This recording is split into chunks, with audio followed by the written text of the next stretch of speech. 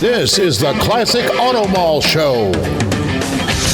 Broadcast from the studios inside the Classic Auto Mall in Morgantown, Pennsylvania. Just 1 hour west of Philadelphia at Pennsylvania Turnpike exit 298. Featuring nearly 1,000 classic, vintage, and barn-find vehicles for sale under one climate-controlled roof. Now, here's your host, Classic Auto Mall president and the man with all the toys, Stewart Howden. And welcome to show number 226. Yep. Hey. How about that? 226 on. Can I have a mic? Hello? You're on. Am I on? You're loud and clear, man. Hey, turn on your headphones. Yeah, my headphones. It might help it, yeah.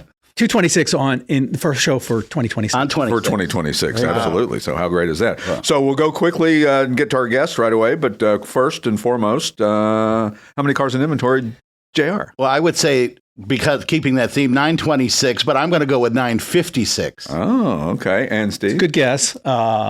Weather's been a little shaky lately. And I'm going to hit you if you go one over. I'm not. I'm going to go 960 though. How about 955? Oh, you both overbid. That's right. Well, Not one. okay. We'll save it up for next week. All right. Let's get to our guest. Yes. Darren Law is joining us from Arizona, I guess you're calling from this morning, or where are you located this morning, Darren? Just outside of Phoenix, at the Flying Lizard, I'll call it headquarters. Darren is a professional race car driver, a coach, an instructor, a mentor, businessman, broadcaster with Fox. Anything else on the resume we're missing? Nice guy. All around good guy, right? I love Scottsdale, Phoenix area. That's a wonderful part of the world, and especially this time of year. It just doesn't get any nicer weather than this time of year in Scottsdale. So yeah, it's so good. I mean, every winter, I'm like, this is why I live here. It's 75 and sunny, and every summer I'm like, why do I live here? The old crack an egg and fry an egg on the sidewalk trick, right? It gets hot out there, it does, but it's that dry heat. So that's I don't ever understand that. Luckily, we're off racing most of the summer, so True. I get. We and I guess it's a good place to be for testing and things like that. I mean, you've got tracks close by. Are you fairly close to the track? And So I yeah, very close. Like literally, I can walk across the parking lot to it. So we're at there's a new facility. It's just like there's a lot of country clubs being built up. It's Apex Motor Club, and right. It's a private country club. It's got two different racetracks on site. They're both 2.5 miles apiece, and our shops are on site, which is so good. I can test anytime I want, so it's been really a good move for the team. Sure. And what are your thoughts? Country club racetracks, they're everywhere. I mean, it's amazing. I have a bad feeling that the bottom's going to drop out on somebody. The music's going to stop playing, and somebody's going to be left standing. But boy, there's some great ones, including one in East Tennessee at Flat Rock that they're building. The 10/10ths in Charlotte, the Apex one. I mean, every time you turn around, you hear about a new one coming out. Yeah, no, there's a bunch of them, and they've done a really good job here. There's I think over 100 garages, and we've got a country a whole area for food. And they're building a restaurant, and so and we've got our really nice. Well, it's nice because all these guys own these amazing cars that you can't wring them out on the street like you'd like to. I mean, I know that. We always talk about jokingly, I had a S65 Mercedes V12 twin turbo. I don't think I ever floored it, because on the streets, it would just be too much. Oh, no, for sure. So, yeah, the great thing here is like the members, it's basically open to them every Wednesday through Sunday. It's just open track. That's awesome. Do you, when you all are out on the track, do you take it, do they push everybody off and you get to stay out there for a while, or do you guys work on Mondays and Tuesdays? No, we run, we're testing right now. We've got some BMW GT4 cars we're running for the next 2 days. Everyone runs together. Most of the cars out there there's some street cars now and then, but it's mostly race cars. Right. And guys have them, just keep them right there at their garage or their condo or whatever, condotel or whatever they call that. Yeah, the man cave, garage mahal. They have, actually, we store several here for members as well. Right. So how long have you been in that location? Going on 2 years. So Flying Lizard was actually based at Sonoma at the racetrack for 20 years. Right. And we just over 2 years ago, just under 2 years ago. Right. Here in Arizona. Yeah, it's another great track as well too, and a great place to be in that part of the world. Certainly, nice weather there most of the time, right?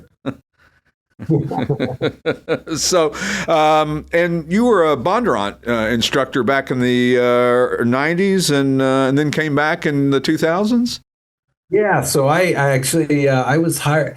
Whatever, I grew up racing go-karts, and I went off to England racing. When I came back to the U.S., I was hired on at Bondurant, which is here in Arizona. Sure. And spent about 6 years instructing there, and then my career took off early in the racing industry. And then as it was starting to slow down, I came back and managed the place for a couple years. I was there in 2002, 2001, 2002 when I worked for eBay, and they had a corporate outing that we had there at Bondurant, and riding with those instructors on that track. There was one corner that you literally, the car was completely unsprung, and there was a right-hand turn, and somehow the car turned, and you just, in your mind, you said, there's no way that this car can turn, and it did. I know. No, it's pretty amazing. Like people, until the average person who doesn't get on a racetrack, until they go through something like that, and that's a really nicely controlled environment, you don't understand what a car can do. I thought I was a good driver until I rode with that guy, and I'm like, I'm not even in the same ballpark. This is crazy. And the cool thing is that the old man came out at the time. He was still hanging around, and he said, I'm going to take a couple laps. Anybody want to go? And I raised my hand and got to ride with Bob Bondurant around the track, and not going very fast, but fast enough. But I always thought it'd be funny if something happened and we were killed. It would be famed race car driver Bob Bondurant and unknown passenger. But that had to be a lot of fun, and I bet it was interesting to see guys who would come in from the corporate level that are business guys who were actually really good at driving and maybe didn't know it before they came to the Bondurant school as a kind of a corporate thing. Yeah, no, we saw that a lot, and they did a lot of corporate programs, and there were a lot of great race drivers that came through that program as well. Sure. So we were Flying Lizard Motorsports is your racing team that you are, I guess, the team principal and manager of the team? Yeah, I have two other partners. So long story short, I drove for Flying Lizard for 10 years. I mean, that was my original program in racing. I was a pro driver and hired to drive. And when I basically retired from driving, Flying Lizard was the gentleman that started it was considering shutting it down, didn't want it to go away, and offered the team to myself and two other guys involved. And now I own the team that I used to drive. Isn't that crazy? I love that, though. Where'd the name Flying Lizard come from? Funny story. I honestly don't know. So I love that. 20 years ago, whatever, it's been called Flying Lizard, and he would never tell anybody where the name came from. And when we finally got to the point where we were basically taking over, buying out the team, his name was Seth Neiman. I'd said to him in our negotiations and in our contract, I said, you have never told me where the name came from. And I drove for him for a decade. Right. Looked at me straight in the face and he said, yep, and I never will. Oh my gosh. So it's wow. It's serious, but I've been with Flying Lizard now 20 years. I still don't know. Isn't that crazy? I bet you get that question asked a lot, right? I mean, it's not. Well, we've done online things, and where do you think the name came from? But yeah, honestly, we don't know. Is he still alive? Yeah. No, he's maybe 70, and I talk to him every couple months. We stay in touch. You got to ask him. Just every time you talk to him, you have to make it your mission just to ask him until he just caves. I love that. So, and of course, you guys race pretty much, I mean, all across the United States, but also some other tracks over in Europe and different places as well. Yeah, so we run in IMSA, we run in SRO, we race GT cars primarily all through the U.S. We've spent the last few years, we've run a European program in SRO, World Challenge Endurance. We ran Bentleys in Europe, Lamborghinis in Europe. So it's been a great program. Sure. Do you have a track that's particularly your favorite, or one that y'all do very well at for no particular reason? I mean, the team, we do great everywhere. All right, there you go. Well, that's a great answer. But yeah, like me personally driving, there's so many. I mean, I have so many that I can't rate one. I mean, Watkins Glen sticks out. There's just some great tracks in the U.S. that I love driving. Well, there's pockets of each track that are probably stand out more than the overall track, the corkscrew at Laguna Seca and things like that, which is, amazing to watch as a spectator. I can only imagine what it's like to drive when you're driving down the side of a skyscraper all of a sudden. That's a big drop off there. Yeah. And you all it's the Lamborghini series that you guys are heavily involved in as well. So you got a triple podium at Indianapolis this past year? We've had several podiums. We won the championship the first year we entered the Lamborghini series, although for 2026, and it's really, this is kind of more customer racing, we're not going to run that series this year. Right. But for the last 4 years. Yeah. Right. All right. And are they super modified street cars or purpose-built race cars? Purpose-built race cars. It's based off of the STO street car. Oh, wow. It's a Super Trofeo. It's a purpose-built race car. Sure, from the factory. Sure. And I see you all raced at a cool track that I've never been to, but Barber Motorsports Park. That's got to be a really cool place to go. That museum that he has there is absolutely amazing too. Beautiful track. It's like driving into a country club. Right. Landscape. Yeah. Artwork everywhere. They say his budget for his landscaping would make your eyes water. You just don't. I'm sure. I don't know what it is, but when you drive in, it looks like it. Sure. And you had said that your racing career started in go-karts. Were you early age, with 10 or 11 years old when you started in karts? Yeah, I started racing karts when I was 11 years old, and I ran karts until I was about 18. I won a national championship in karting. It was the IKF, the International Karting Federation, which is still running. But yeah, I spent several years in karting before moving up into cars. Sure. And we always talk about this with road race drivers. Is the karting program in the U.S. behind Europe, or is that an old wives' tale and it doesn't mean the same as it used to? I wouldn't say it's behind Europe, but I think it's bigger in Europe. I think it's a bigger program, and the U.S. is so big. So there's the East Coast, there's the West Coast, there's regionals. So it's not as concentrated. Sure. And you had an overall win at Daytona also in 2009? 2009. So I drove for Brumos Porsche. How cool is that? Yeah, it was. I mean, I've raced Daytona for 20 years and, been on the podium multiple times, but to get an overall win is not easy. No, it is. You can be the best prepared. Everything can be perfect and it doesn't matter. It's a hard one to win, that's for sure. Yeah. Well, and the nice thing is you get a cool watch too. So that I got a nice Daytona, engraved. Oh yeah. You don't get winner engraved on just every one that you buy, right? And have you ever raced? It was just a curiosity question more than anything. I always ask race car drivers. Have you ever gotten to race at Pikes Peak? I have been there, but I haven't raced it. It looks crazy. I mean, like the one thing that might even scare a good race car driver. I look at that. It would be cool to do it, but it's not for the faint at heart, man. There's no guardrails. I mean, if you make a mistake, you're going off a cliff, basically. It looks like it's a different, like a rally driver is a different mindset of that type of driving.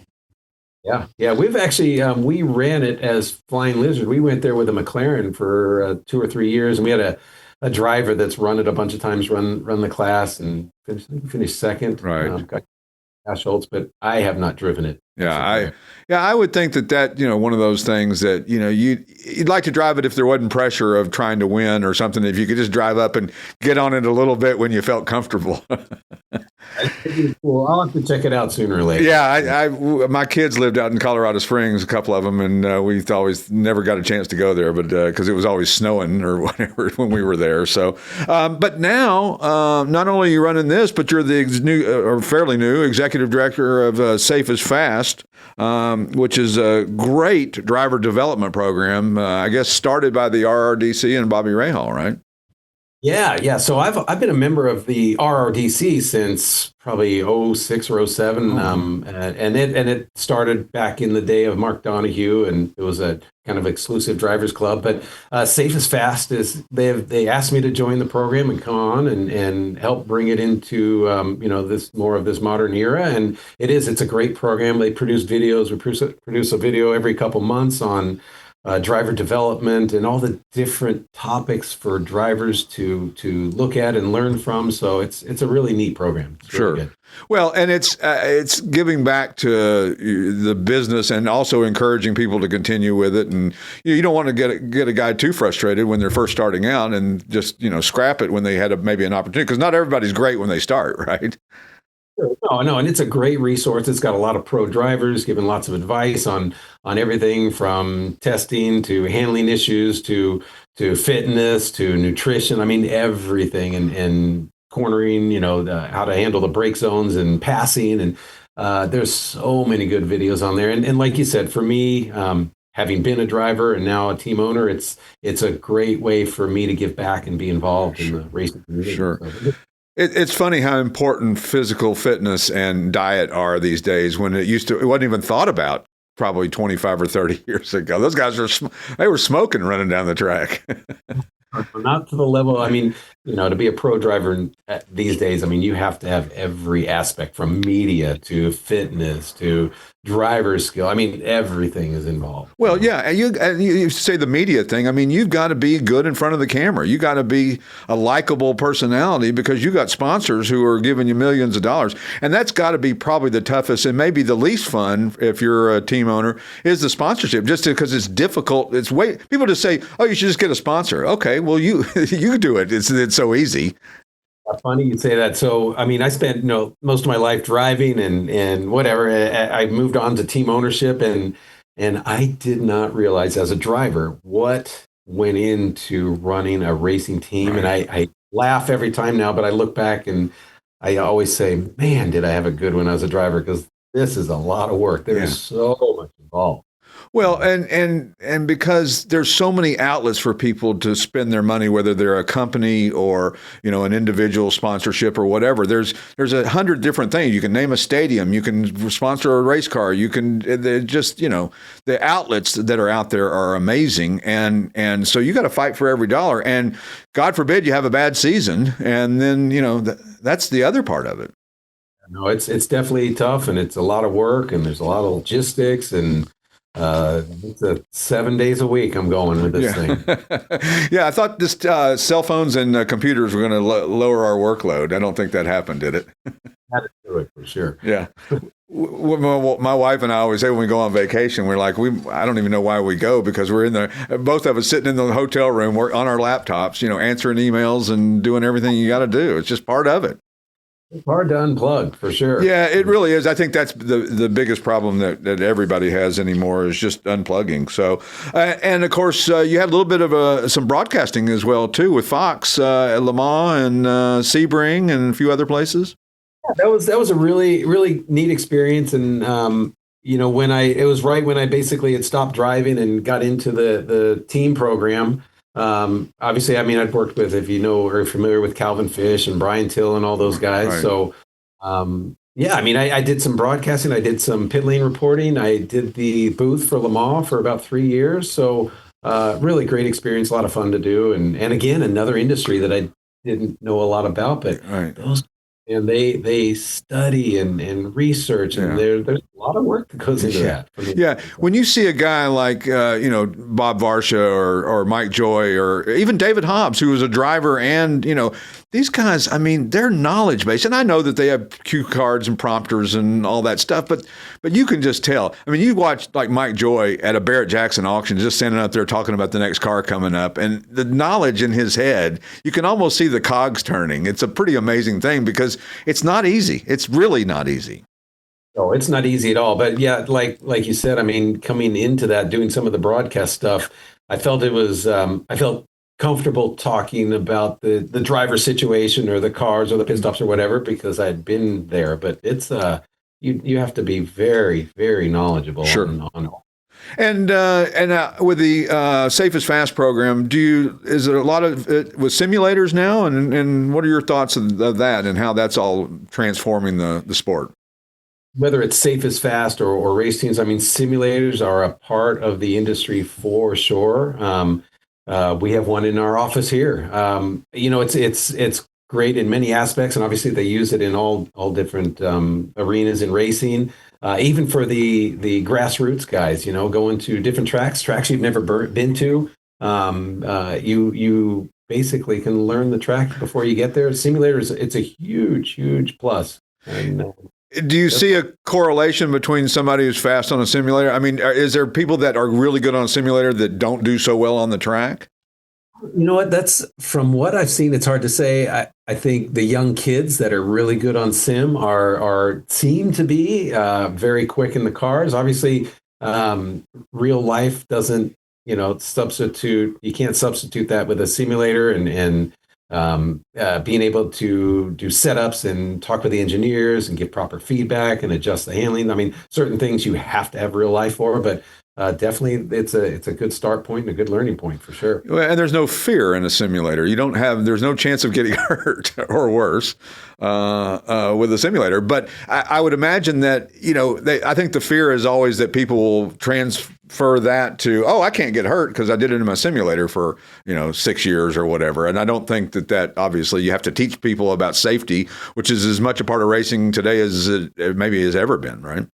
Yeah. And I think, once you get in the seat and you get out on track, you realize the potential consequences. I don't think there's too much of coming off the sim and thinking they can just go flat at VIR or something like that. But yeah, it's definitely a good training ground and definitely necessary. And as you see, all of the pros, everybody's on a sim at some point. Yeah, whether they like it or agree with it or not, right?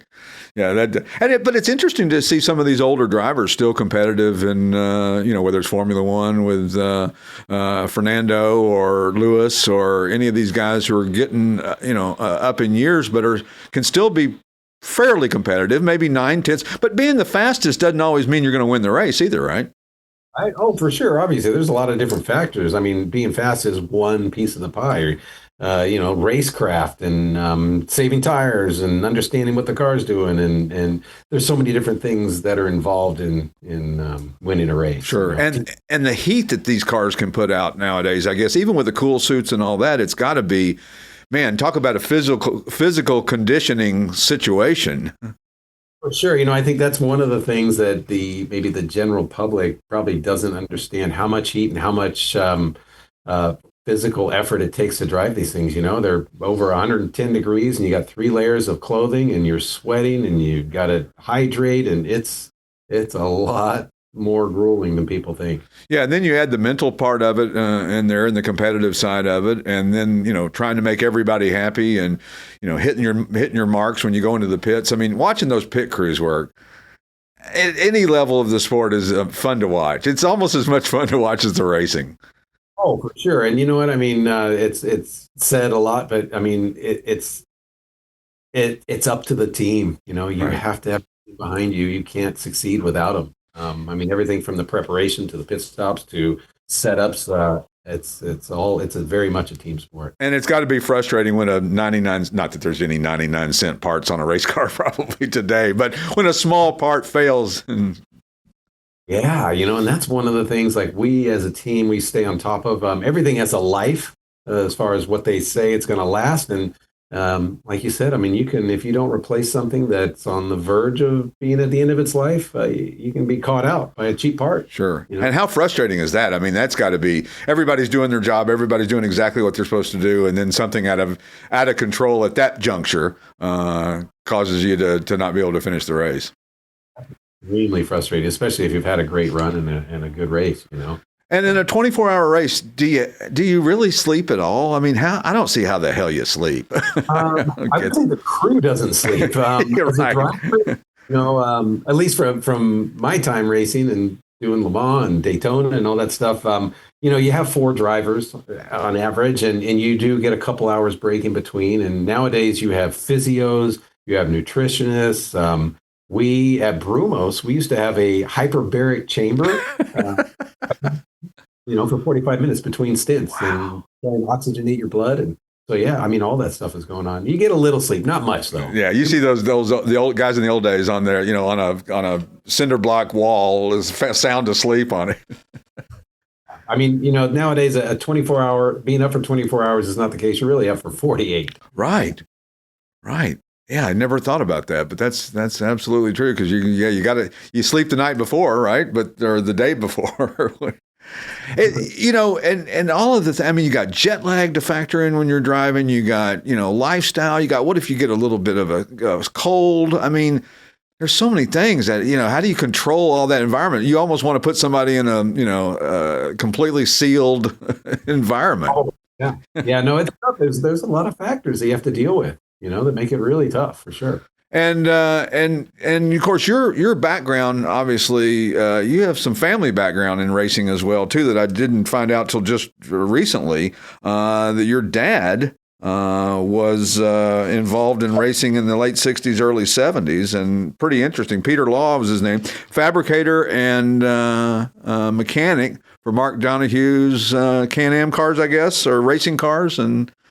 Yeah, so it's been in my family since day one for me. Like you said, my dad worked for Roger Penske, hired him and brought him over. My dad's from Australia, brought him over from Australia, and he worked on the Can-Am cars for Mark Donohue as mechanic. And crazy story, if you got a minute. Absolutely. So, my dad worked for Mark Donohue and Roger Penske. My family, my mom and dad were traveling. I was born as they were on the road. They came to the U.S.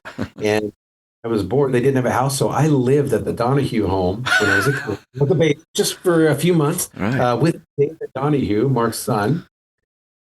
Fast forward into the mid '90s, David and I didn't really know him. We had met in a series called Super Touring. Right. He and I knew each other, and then fast forward a couple more years, and he and I became teammates at Brumos Porsche in the prototypes, and ran together as teammates for like 8 or 9 years. Isn't that crazy?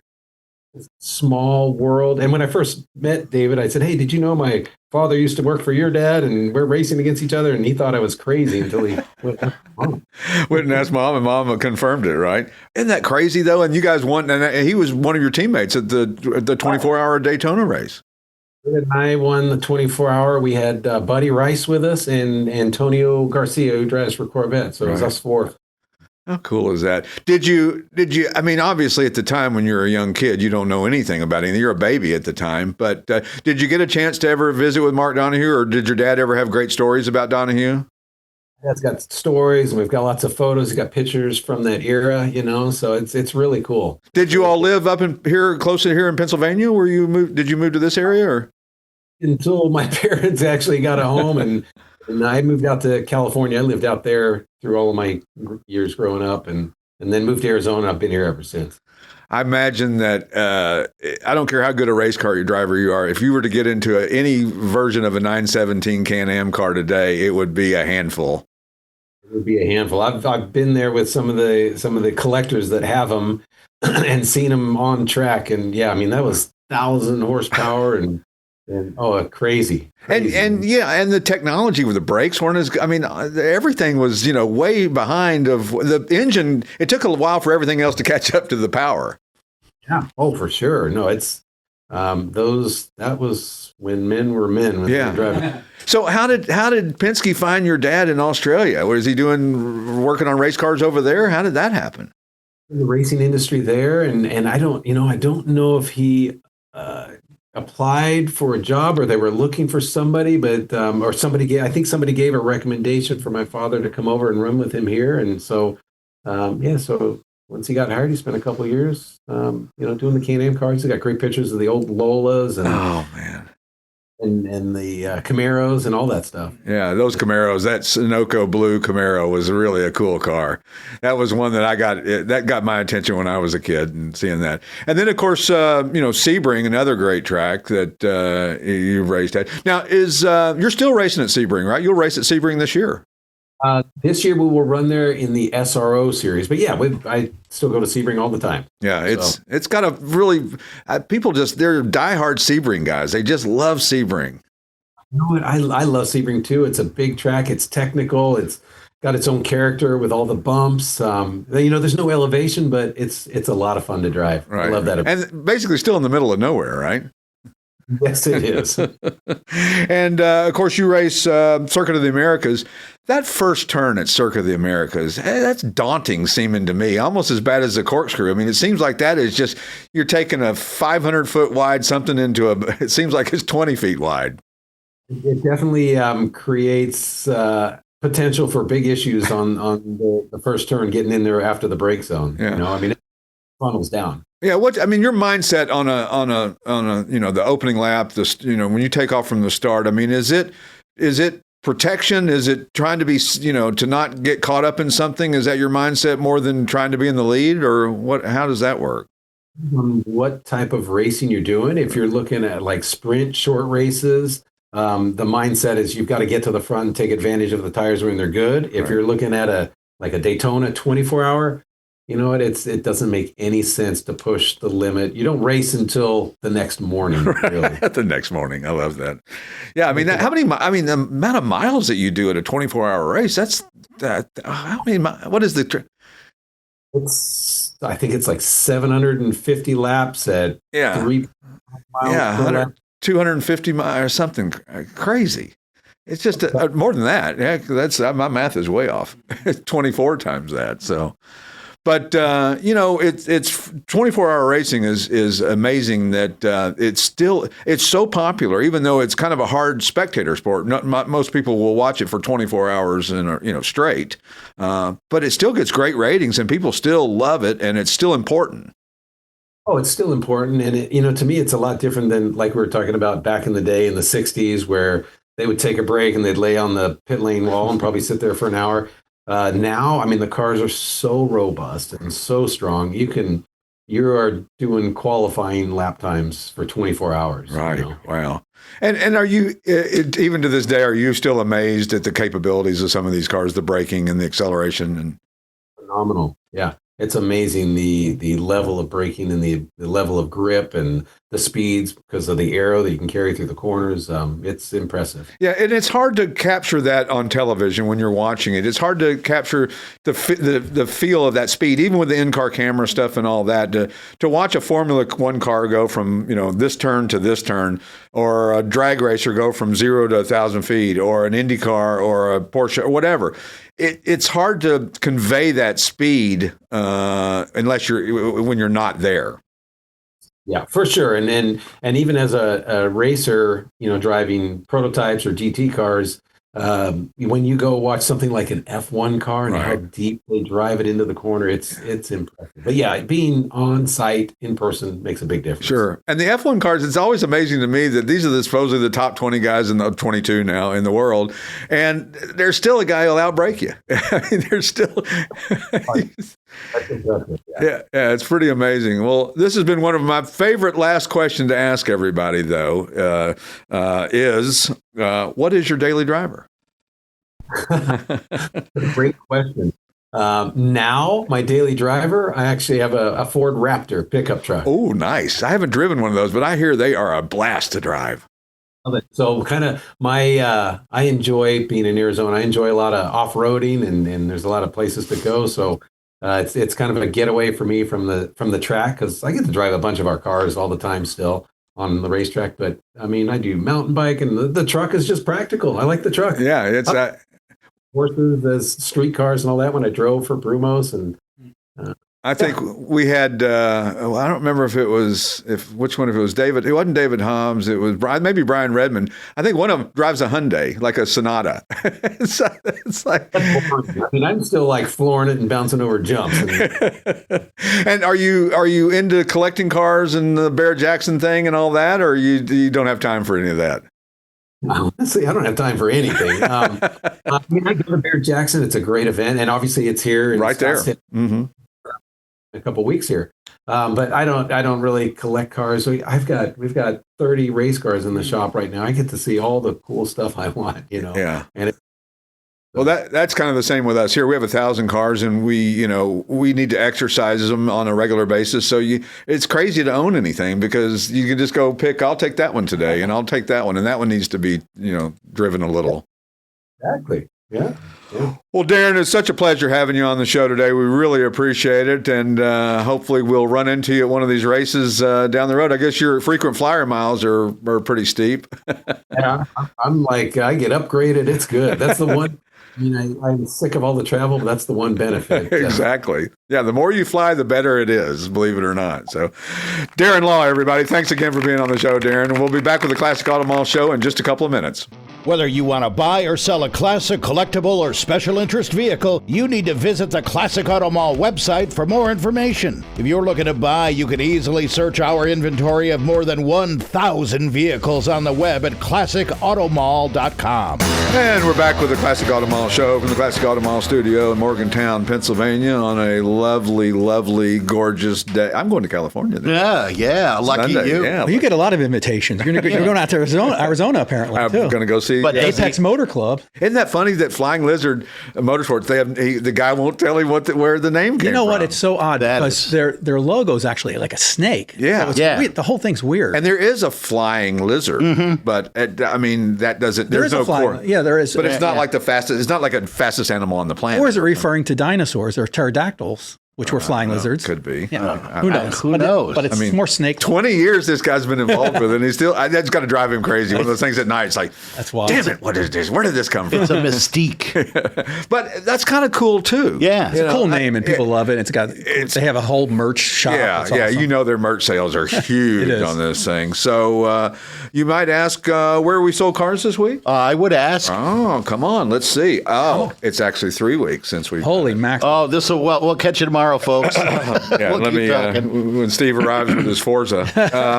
Anyway, how about Danville, Pennsylvania, Harpersville, Alabama, Hamburg, Pennsylvania, Media, Pennsylvania, Powell, Ohio, Newmanstown, Pennsylvania, Howell, New Jersey, Hamburg, Pennsylvania, Babylon, New York, Port Deposit, Maryland, Punta Gorda, Florida, Manheim, Pennsylvania, Philadelphia, Pennsylvania, Columbus, Georgia, Elkton, Maryland, Sangerville, Maine, Punta Gorda, Florida again, Tinton Falls, New Jersey, Greensboro, North Carolina, Clarksboro, New Jersey, Winchester, Indiana, Santa Fe, New Mexico, West Norriton, Pennsylvania, Argentina. Wow. That doesn't sound like anywhere. Honeybrook, Pennsylvania, Altoona, Pennsylvania, North Fort Myers, Florida, Claymont, Delaware, Norfolk, Virginia, Windburg, Pennsylvania, Naples, Florida, Kinnelon, New Jersey, Take a breath. Whitehall, Pennsylvania, Travelers Rest, South Carolina, Davidsonville, Maryland, Clinton, Maryland, Cincinnati, Ohio. The Punta Gorda. Same person or two different people? Two different people. None of your business. Okay. Yeah, two different people, which is funny. It's funny how that works every once in a while. You'll have that where an oddball name just comes up twice, and you're like, oh, well, that's the same guy. It would be interesting if it was a friend of a friend or just two totally random people. And they'll pass each other someday because Punta Gorda Yeah, isn't a right. big Yeah. place, and they won't Where'd you even get that know it. car? Yeah, Classic Auto Mall. Oh, yeah, how cool. right. So, how about some new arrivals that we didn't get to talk about last How week about either? some? Yeah. Are you prepared? I'm ready. Let's go. All right, good to know. So, how about the Yes, I love that one. That was a That's my great favorite it's a car. beauty. All time. 2014 Volkswagen Beetle convertible, denim blue and beige. This is a great car for your son or daughter, somebody just going back and forth to school. It's practical on the fuel. It's safe. It's got a good stereo. It's got airbags. It's got all the stuff you need, and it still looks cool. Daughter. Two-owner. Daughter. I'd go daughter. On Daughter, Yeah, garage like kept, 92,000 actual miles, which is not many for a Volkswagen. Modern car, not a problem. And not a problem at all. 2.5 liter double overhead cam. I can't talk today. 1.5 liter inline 5-cylinder, 2.5 liter, great retro style, well maintained. I quit. I think your body's here, but your mind is in California. That seems to be the problem. That seems to be the problem. As it is with most of us. Yeah, I tell you that it's a 6-hour flight. That's nothing. From here. Yeah. That's long though. That's not You're bad. going to It's be 4.5. sitting in first class drinking cocktails. Wait a minute. It's not 4.5 coming back. Coming back is 4.5. No, it's not. It is, because you got the It's Still tailwind. the Tailwind. the same amount of fly. Oh yeah, there's a nice looking car just pulling up. How about next on the list is the 1983 Datsun 280ZX Turbo Coupe, Fox Silver Metallic and Cadet Blue Metallic over gray. Beautiful car. Turbocharged 2.8 liter single overhead cam inline 6, 3-speed automatic transmission, T-tops. Everybody knows what a T-top is, Sure. right? Do they? I hope so. We hope so. T-top is... If you don't, podcast at classicautomall.com. removable hatches that are above your head, and it's almost like a sunroof / convertible. Yeah, and I just saw an article, and somebody did a little side podcast on what happened to the T-top and why not today. Maybe we can make a feature. Maybe we can feature that. They're impractical. People like to not have to store something. Mm-hmm. Like it's like a hardtop for a Mercedes or a hardtop for a Thunderbird. Where do you store them, and how do you get them off? And with my Firebird, I finally figured out that without having to put them in the bag and everything, if you put one way and one the other way, they didn't scratch and they stayed together. And you could put them because that's the problem, and people don't want that hassle to deal with. And that's the problem with T-tops because they look cool. Mm-hmm. Yeah, they're very cool looking. Yeah. It was a great design and a great marketing thing that they did did very, very well. So another new arrival is the 1962 Ford Thunderbird hardtop, lime green over white. This thing is wild looking. This is talk about Flying Lizard. Pure show car. It is a pure show car. It's got 390 cubic inch, 2-barrel V8, one-of-a-kind custom, cruise-o-matic automatic transmission. Mm-hmm. So power brakes, AC car, showstopper. Yeah. And this thing is wild. It is crazy wild. And, if you're a person that buys a car like this, I don't think you're bashful. I don't think you're shy. I don't think you're if you haven't seen it, go to our website, classicautomall.com, and you can see it, and it's a crazy car. Another new arrival is the 1941 Buick Series 40 Business Coupe, red over gray. This is a cool looking car. Love it. 65,000 actual miles. Great driver. It's got the Fireball inline 8. Which is interesting. It's just all in a straight line. Yeah, that wasn't a very efficient way to do an engine because it had to be twice as long as a V8. That's if right. you think about it, because you got all. Of course, yeah, that's great. There you go. There you go. Oh, smart like that. Math major. Yeah, pretty nicely preserved Beautiful example as well too. 3-speed manual transmission on the tree. If you don't know how to drive a 3 on the tree, it's just the same as on the floor. It's just at a different angle. It's still like the same kind of pattern. Right. We used to have a van, the Ford Eco line that we took down to the Econoline. Yeah, we took down to the mall, and that's how I learned how to drive a 3 on the tree. It's like, Steve, take this van over. And you're never going to say, "Oh, I don't know how to drive." Right. You're just going to say, "Oh, okay, I'll take care of that." I'm no dummy. I'm no dummy. Fake it till you make it. 220, 221, whatever it takes. Next on the list is the 1972 Chevrolet K5 Blazer Hugger Orange over black. Super clean, 350 cubic inch 4-barrel crate V8. Turbo hydromatic 350 3-speed automatic transmission. It's got both the hard and the soft top. That one's right out here. That's sharp. Sharp looking. How it's still here is beyond me. It won't be long. I've given up on trying to predict what's the next car to sell because I'm wrong every single These are the time. hottest thing in the market right now when you see them at the auctions. And I get it. There are some cars that we have, and then the reason that they have sold, hold the presses, they're overpriced. And I get that because some people sometimes pay too much for their car. Sometimes they buy it at a different time in the market when it was more expensive, and now they're not as expensive. Or sometimes they just had a cocktail and a bear raising their hand, and whoops, I paid too much. Yeah, or their best friend told them, "Oh no, that's worth lots more." Yeah, you'll make a fortune on that, and then of course you don't. And it's we have to be the bearer of bad news sometimes. But if you see a car that you like, make a reasonable offer. Listen, I got one the other day. Got offered $5 on a $50,000 car. I'm like, was this a typo? Right. I mean, where's the zeros? But don't be afraid to make an offer. You're not going to hurt our feelings. The worst thing that we can tell you is no. And maybe something's changed the motivation with the seller. Maybe that something's happened in their life that they really need to sell the car, and they wanted 50, but they take 46. Yeah, and at our next auction, we will probably have some absolute vehicles, and you can offer $5 and maybe buy. Exactly. You won't be the last hand to be raised, but that's okay. And last but not least, the 1972 Chevrolet Monte Carlo. These are quite popular. They are. Oasis green over black, frame off restored, numbers matching L65, 350 cubic inch V8. That's a lot of mouthful of engine. Sure is. Numbers matching turbo hydromatic 350, 3-speed automatic transmission with a 12-bolt 3.31 axle. There you go. Yep. A luxury muscle cruiser. So they are personal luxury cruisers. Absolutely. And we didn't get to it last week, and just want to say a shout out to our former employee, Mike Chubb, who no longer with us. And I don't mean to be a bummer here, but he was our photographer and did a great job and came in every day and never took a sick day and then got sick. So, God bless his family and everybody. And also Greg Biffle and his family. And Greg Biffle. Tragic crash over the holidays. A horrible plane crash. That was just so, they were going on a family vacation to the Bahamas. So despite everything, we wish everybody a happy New Year. And did you have a great New Year? Yeah, it was pretty good. Yeah, we had quiet. Like I was sleeping by 9 o'clock. We stayed up till midnight. Oh, I fell asleep at 11:45. I usually do, but somehow, some way, we stayed up. We had a celebratory shot to do because we'd passed over the 10,000. Right. We're at 160. Yep, almost 170,000 followers. Yeah, we're 168,000, I think. My sister and her husband have a tradition of eating a herring. Ooh, yum. See if you can give me an invite next year, JR.